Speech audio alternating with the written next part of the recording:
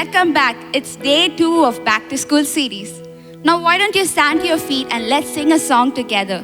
You know, in Philippians 4:6, it says, "Do not be anxious about anything, but in everything, by prayer and petition, with thanksgiving, present your request unto God."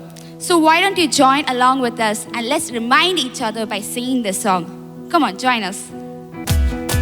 Come on, put your hands together.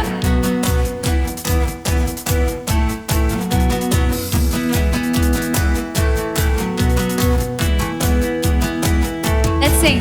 Don't worry about anything, instead pray about everything. Tell God what you need. Thank Him for all He has done. Don't worry, instead pray. Don't worry, instead pray. If you do this, if you do this, peace will guard your hearts and mind as you live, as you live, as you live in Christ Jesus. Let's sing that again. Don't worry about anything, instead pray about everything. Tell God what you need. Thank Him for all He has done. Don't worry, instead pray. Don't worry, instead pray. Awesome. Don't worry, guys. Instead, commit everything to God. Yeah? See you. Hello everyone, good evening. Hope all of you are doing great. I'm thinking that some of you are wondering, hey, today is not a Sunday. Why are we seeing this guy on TV?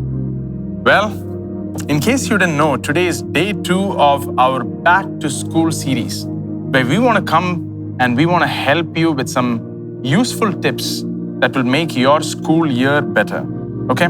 Now, let's think about this. 2020, this year is a totally different year from all of the years that we have had so far. Think about this. You are going back to school and you may not even be having a new school bag by now. You may not be having new school uniforms. You may not even be having new school stationery. Some of you are using last year's pens and pencils. But that's the way it is. This is a new year. Forget school, forget stationery, forget books, forget uniforms. Some of you are not even going to be seeing your classrooms. Our physical classrooms have been replaced by Zoom, Google Classroom, Microsoft Teams, so on and so forth. In fact, you can't even reach over and touch your friend because you can only see your friend if he allows you to. If he switched his camera off, you cannot see your friend. And that's the reality of school in 2020. But before you get all sad and upset because of that, don't worry. We're here to tell you that it's okay. If you are feeling a little bit sad, it's perfectly fine. You are not alone. All of our lives have been disrupted because of this coronavirus thing. But that's okay. We will come out on top, okay? We can do good with what we have. And that's what we are here for. This is what the world is calling the new normal. And I want to help you with some tips that will really, really help you in your school year. But before I start, I want to ask you a quick riddle. Who's game for a riddle? A quick riddle. Here goes.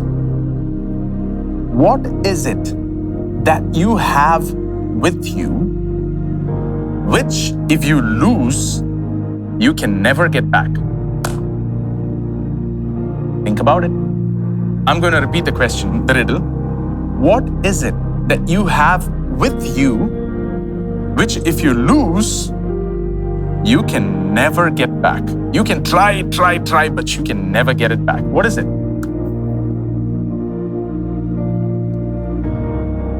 No idea? Let me give you another hint, but the hint is going to be another riddle, okay? What can fly without wings? I'll repeat that. What can fly without wings? The answer to these two questions, these two riddles is the same. Any guesses?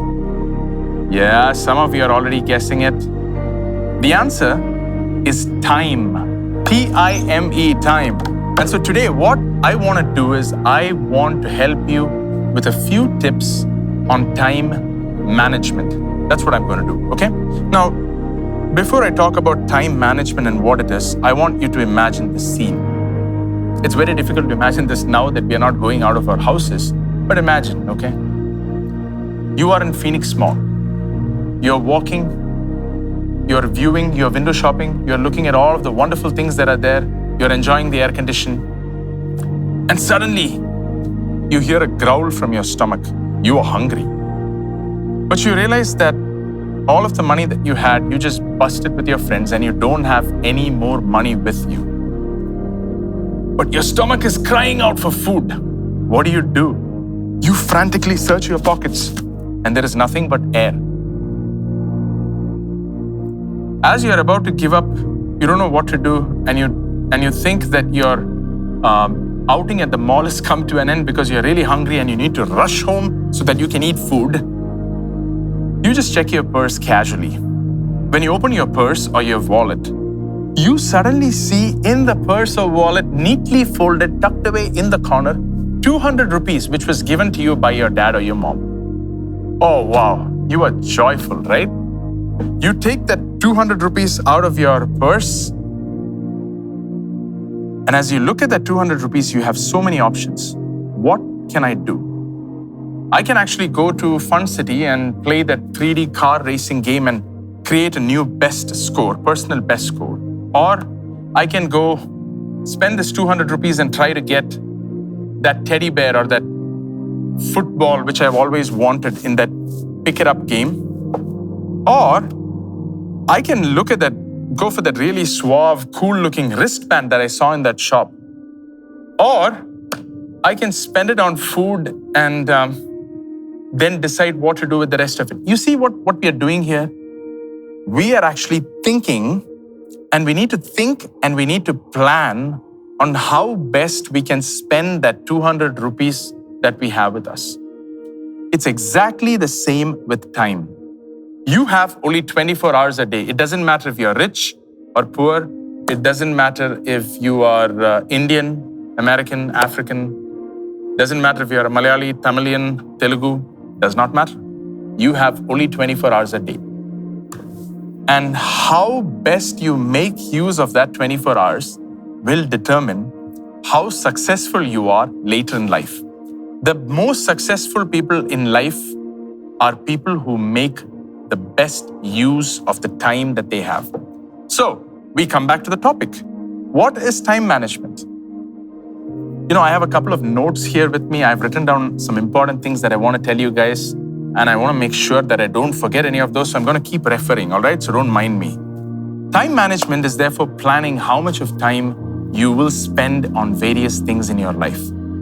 If you plan well and follow those plans well, you will end up using your time well. Let me repeat that. Time management is planning how much time you will spend on various things. How much time will I spend on what?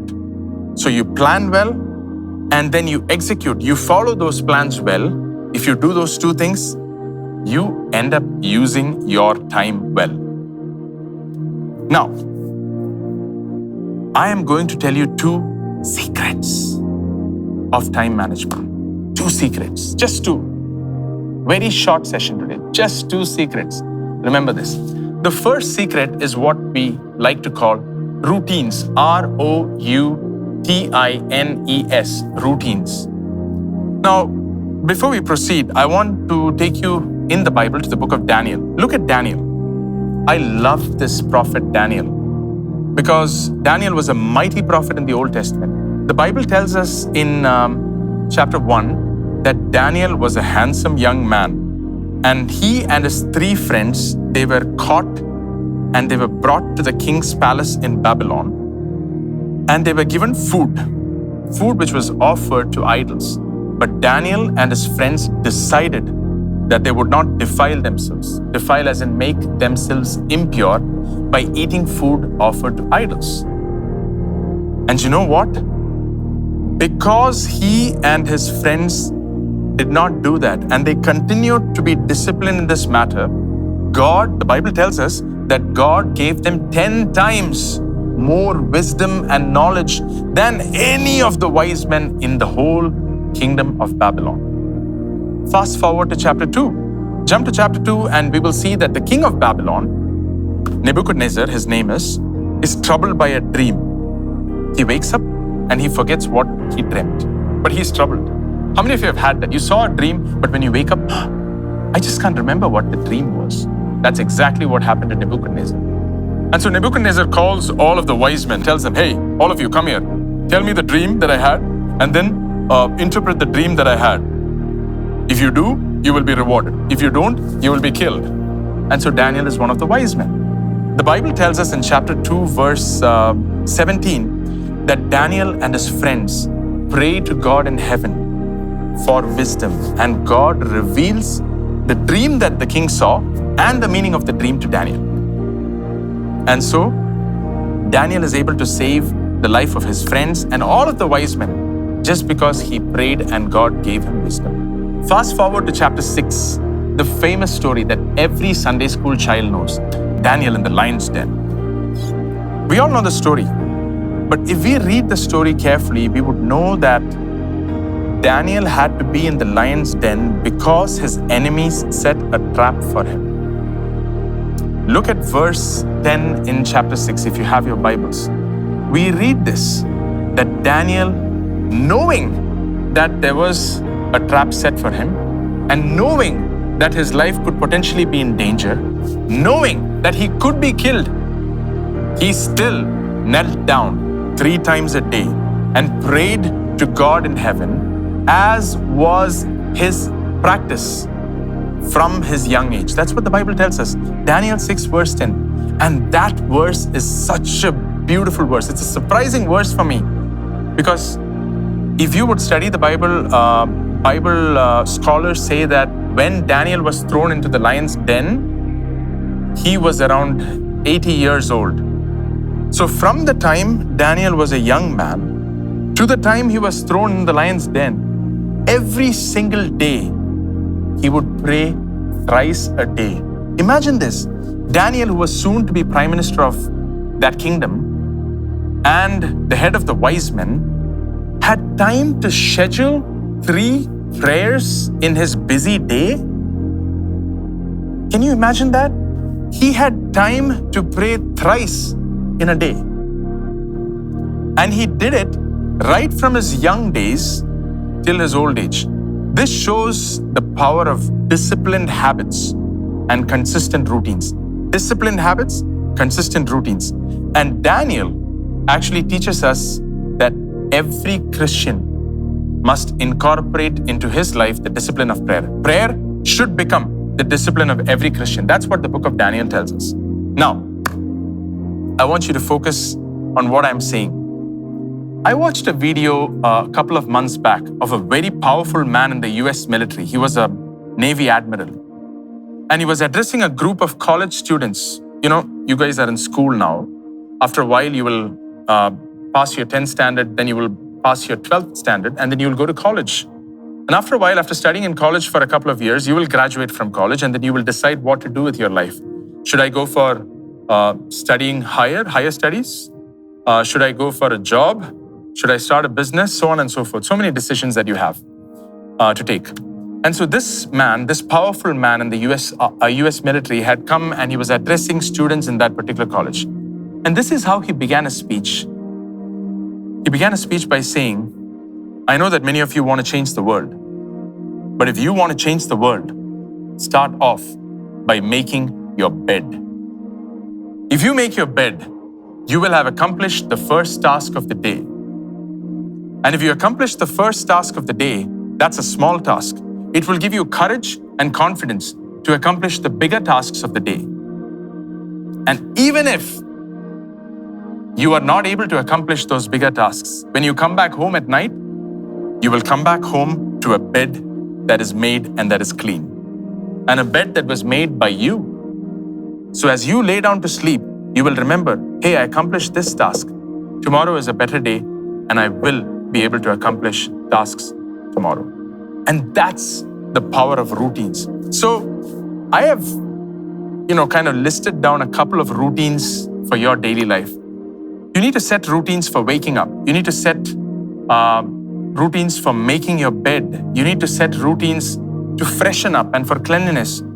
You need to set routines for time alone with God, for prayer and Bible meditation. You need to set mealtime routines. How many times a day should I eat and at what time should I eat? You need to set routines for games and exercise. You need to set family routines. We will gather together as a family. We will, on Wednesdays at 7 p.m., the whole family will gather together. It's story night. Or on Thursday, it's joke session. Each of us will share a joke. Family routines. You need to set sleep time routines in place. When will I go back to bed? But here's the thing, right? One important thing that you have to do is you should not try and start with too many routines at the same time. If you try and start with too many routines at the same time, you may fail and that may discourage you. So start slowly. So maybe I suggest for those of you who don't have routines, you just wake up when you feel like waking up. You just brush your teeth when your mom shouts at you for the 50th time. You eat because you have to. If you are that kind of a person, I want to encourage you. Start by doing small routines. Maybe you can decide on the routine of waking up. Maybe you should decide, I will not be in bed after 7:30 a.m. and I will wake up with a smile. That's my waking up routine. That's a small thing. That's something that you can accomplish. So every day, if that's something that you want to choose, every day starting from tomorrow, you will make sure that you're not in bed after 7:30 a.m. So maybe set your alarm clock for 7 a.m. and wake up with a smile. That's a good, positive routine to have. In the same way, another routine that you don't do more than 1 or 2 routines, new routines into your life, because you will fail. Another routine that you can probably decide on is, I will spend 10 minutes for my time alone with God. For starters, I will pray and I will meditate on the Bible every single day. Set those routines in place. And what you will see is routines have the ability to shape your life and turn you into a disciplined person. Now, the power of routines lies in the fact that they are not dependent on how you feel. Let me give you an example. If I'm sitting here and there is a mosquito that comes around me, what do you think I'll do? Right? That's instinct. I don't think about, there is a mosquito, so I have to lift up my left hand, then I have to turn it and bring it close to my ear so that I can hit the mosquito. I don't think, right? It's just instinct. None of you do. And that's exactly what routines are. Routines are not dependent on how you feel that day. You just keep doing them. And here is the beautiful part. As you see yourself being successful in the early routines that you set, maybe in the 2 routines that I just said, if you're starting to do that, as you see yourself successful in those 2 routines, then you will want to adopt more routines into your life, more positive life routines, and you can taste success. That's the thing about winning. Winning helps you win more. And all of you, my dear children, you're all winners because Christ is with you. So therefore, strive to win. As you win, you will want to win more. That's the first secret. The first secret is what? Routines. That's right. The second secret that I want to share with you today is scheduling. Yes, scheduling. It looks like a very complex word, but I want to spell it out for you. scheduling. Let me break it down for you, okay, to help you understand what that means. I want you to think of all of the things that you need to do tomorrow. Okay? Take some time, think about them. Now grab a sheet of paper and write all of them down. Don't write things that you always do, like eat lunch. You don't need to put that there as of now. But put all of the things that you really want to do, which are not your regular. Don't put sleep on there. Things like that, okay? But put, I have to go for basketball coaching, or I have to go for my vocal classes. Things like that, put those on there. All of the things that you need to do tomorrow. Now, for some of you who are able to think beyond, who are elder and who are able to think beyond just tomorrow, I want you to think of this week. Put all of that there. Put all of the activities that you need to do in the coming week there. List it down. Congratulations. You have in your hands, if you have finished that correctly, you have in your hands what we grown-ups call a to-do list. To do. These are the list of things that you need to do. Now, in order to make a schedule, you have to add one more element to it. Before I go there, I want to show you what a sample to-do list is. So look at your screens now. You can see on the left, you can see a to-do list for a day for a younger child. And on the right, you can see a to-do list maybe for a week that an elder child has written. All right, did you go through that? Some things look familiar. Homework, put my shoes away, get dressed. Those are some of the things that you can put on there. Now, like I said, in order to make a to-do list a schedule, you need to add one more element. You know what that element is? You need to add the element of time. So now I want you to think what time it will take or how much time it will take for you to do that one thing that you have mentioned on your list. For an example, let's say, do Hindi homework is there on your list. You need to think about how much time it will take for you to do the Hindi homework. And you need to be realistic. Don't just write 20 minutes because maybe you don't know Hindi. Your parents, none of them know Hindi. So for you, Hindi homework is going to take a lot more time than for your friend whose mother comes from Delhi because she speaks Hindi. You get it? So you need to sit. I'll also address your parents and help and ask them to help you during this process. But you need to think about how much time it's going to take for each activity. So once you have done that, you will have a schedule. I've put a sample schedule on the screen. You can see that now. So you need a weekly sample schedule would look like this. So 8 to 8:38 school, 4 o'clock snack, 4:15 to 4:30 is probably homework. Yeah, you got that? Now, this is what a schedule is. Now, you need to be careful of how you schedule it. Don't schedule things too close to each other so that you don't even have breathing space and you become so tense and anxious. But another thing that I want you to schedule in that list is rest. Schedule your rest in there. This is something that we overlook. But here's how, so I remember this proverb back when I was in school. We used to have this saying. The saying goes like this: all work and no play makes Jack a dull boy. Have you heard that? All work and no play makes Jack a dull boy.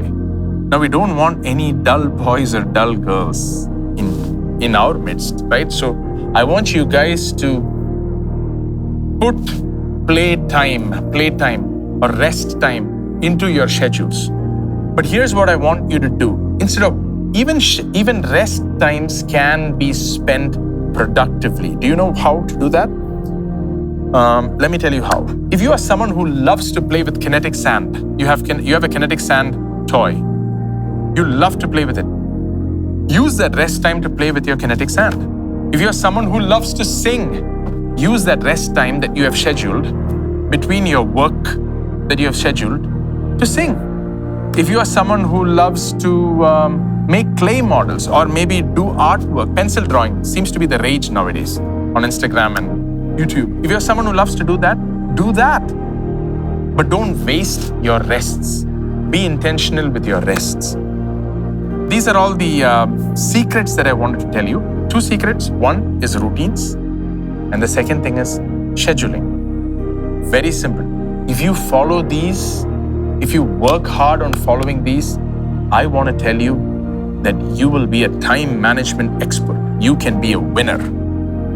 Now, I told you that I would tell you 2 secrets, but I also told you that I would tell you some tips that help you with your online classes, right? Now, for some of you, schools have already started, online classes are on. You must be scratching your heads because you are in front of the monitor from 8:30 to 4:30 in the evening, 8:30 a.m. to 4:30 p.m. And it must be really frustrating.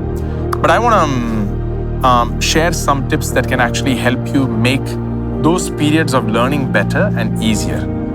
Tip number 1, the first thing that I want you to do is select a spot or select a corner which you can designate, which you can call as your school corner. Now move your desk or table to that spot. Move your PC or laptop or tab, whatever you have, through which you attend online classes, move it on that desk. Mark that place as your school corner. Personalize it. You can maybe put your photo, you can maybe put your school ID card, put your school timetable, put your multiplication tables, periodic tables, whatever, on the wall in front of you. All right? That's your learning spot. Remember, this is not the place where you sit and play games on your father's mobile after school, or where you sit down and drink your coffee or your Boost. That's not the place. This is your learning spot, and you will not use it for anything else besides learning. That's tip number 1. The second thing, when you select the spot, the place that you select should be a place where there are no distractions. So you shouldn't be peeping to see what mommy is doing, or peeping to see what your sister is up to, or eavesdropping to hear your daddy and mommy's secret conversations. That's not. You should select a place where you are least distracted. Cut out all of the noise. It's very difficult to do that. You have to learn to ignore those distractions. It's not easy, trust me, but it's possible. If required, ask your parents to get you a set of headphones that you can put on while you attend those online classes, so that you won't be distracted by all of the noise around. That's tip number 2. Tip number 3, I have looked at the timetables of various children from various schools, and I generally find that between online classes, schools typically give you 10 to 15 minutes of break. I want you to use those breaks wisely. Don't sit in your learning spot during the breaks. Get up. Leave that spot. Get up, take a walk inside the house, stretch, reach for the roof. Breathe deeply. Go for a bio break. Go drink some water. Maybe finish a quick snack. In that 10 or 15 minutes, I want you to relax. I want you to feel refreshed so that you come back fresh for the next session. That's tip number 3. Tip number 4, as you listen to your teachers conducting online sessions, I want you to remember to do this. Can you see me do this? Maybe don't do it that obviously, but what I want you to do is I want you to blink. This is something that all of us forget to do. When we look at the screen, we forget to blink. Make a practice of blinking, because blinking will greatly help reduce your eye strain, because otherwise you can end up with red eyes and headaches, and you will not be able to enjoy these online classes. Okay, so that's tip number 4. Tip number 5, the last tip and not the least. I know that you cannot see your friends physically, but remember to connect with your friends virtually. Do keep in touch with them. Share jokes, share stories, share a good time with them, maybe after school. Get on a chat, join chat together, or join video call. Do it. Have fun. Have good, clean fun. But make sure that it doesn't go on indefinitely till dinner or sleeping time. Make sure that it's a timed session, because you are a winner and you have a schedule. So you decide in your head, I'm going to enjoy with my friends for the next 30 to 45 minutes. That's your call. So these are 5 things that I wanted to tell you. So the first one, make a learning spot. Second, the learning spot should be free from every distraction. 3, between classes, do remember to take breaks. 4th, remember to blink. And 5th, don't forget to connect with your friends. Now that I've finished addressing you guys, I'm assuming that your parents are also hanging around and watching the screens with you. So I want to share a thought or two with your parents. Parents, I just wanted to share this with you, and I hope that you will give me your undivided attention, because it is very important that your children have your support so that they can master time management. The first thing that I want to request you to do, parents, is that can you please help them with the routines that they need to incorporate in their daily life? Children need to be able to identify between basic routines and more complex routines. Many children don't have the ability to do that because they cannot think in a fashion like us adults. So for someone who is starting off routines, I want you to encourage them to set routines in place that are best for them, not those that are best for you, but those that are best for them. And remember to set those routines in place that are feasible with the circumstances of your family. So for example, if your family has a habit of eating dinner at 11 o'clock, don't set your child's night sleep routine for 10 p.m. every night. It doesn't work because it's not conducive to it's not feasible within your family circumstances. So parents, please help your children identify routines. The second thing I want you to help your children is to take a look at the schedule that your children are trying to make, because every child is different, and sometimes they may not be able to judge correctly the length of the task that they are trying to do. But you as a parent know how much time your child takes on an average for that particular task. So help them based on your estimate of how long they will take to complete that task. Help them to create a schedule based on your estimate of how long they will take to complete that task and not how long you will take. Because sometimes we tend to think, oh, to brush your teeth, you just need 2 minutes. But it's not possible for a child to brush his teeth in 2 minutes clean. So maybe you need to think about how they will address that task and budget time accordingly. The third thing that I want to put a picture up here on screen for the parents. Try to create a schedule chart with check boxes. And I want you to tick off those check boxes that the children complete successfully. And you can probably create a reward system that will help them to stick to their schedules daily. However, please don't stress them out saying that today you did not do this, therefore you have messed up. No. Encourage them. Encourage them saying that it should be challenging for them, but it should also give them a sense of accomplishment that they have stuck to their schedule. And remember that reward mechanisms are not always about money. Reward mechanisms can vary. Get in touch with us and we can actually help you out on what kind of reward mechanisms you can put in place to reward your children who are making a concerted effort to stick to these schedules that they've made. And the last thing that I want to remind you parents before we sign off is that please try and imbibe into your children that time is a gift that God has given, and that we need to be careful what we do with it. Just like how if they were to borrow money from someone and they have to give an account of it, they have to return back the entire amount and they cannot waste it because it's someone else's money. All of us, including us, remind your children that time is a gift and they need to use it wisely. Also, try to instill some sense of the cumulative effect of time into them. It's just like how little drops of water make an ocean. Little wastages of time end up into hours wasted. Hours wasted end up in days wasted, end up in months wasted, years wasted. So teach your children the cumulative value of time and tell them that time is a gift and they need to use it wisely.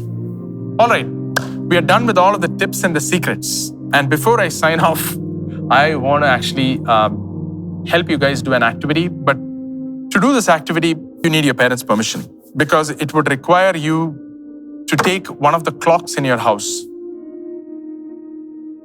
Take a clock in your house that has a white face, and I want you to ask your parents, if your parents allow you to open up, you need your parents' help to open up the clock slowly and take out the front covering of the clock, the plastic covering or the glass covering, if they allow. Take it out. And then I want you to draw sectors on the clock face based on what your schedule is. So I've put a figure here that will help you understand what I mean by that. So that becomes your personal routine clock.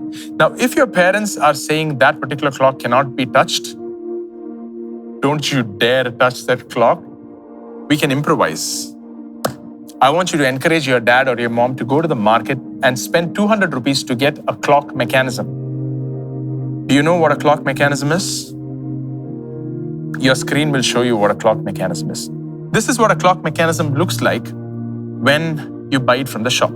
When you assemble it, it looks something like this. It drives, so it's the minute hand, the hour hand, and the second hand, and the mechanism inside drives the hand. For this activity, you will also need a sheet of cardboard, a square sheet of cardboard, thick cardboard preferably, because what you're going to be doing is you're going to be mounting this mechanism onto the cardboard with a small hole. And then you're going to be sticking tape on the mechanism so that it doesn't fall off. And you will also need some poster colors or some sketch pens. And if you do what I just mentioned, you will, it's preferable that you cut the square cardboard sheet into a hexagon shape. Now, I don't have the time to explain to you how to cut a square into a hexagon. We will leave some links below, or you can reach out to your Sunday school teachers to ask for directions on how that can be done. We will circulate that within the Sunday school team. And eventually, you should end up with something like this. You will have a routine clock that has a list of tasks based on your schedule.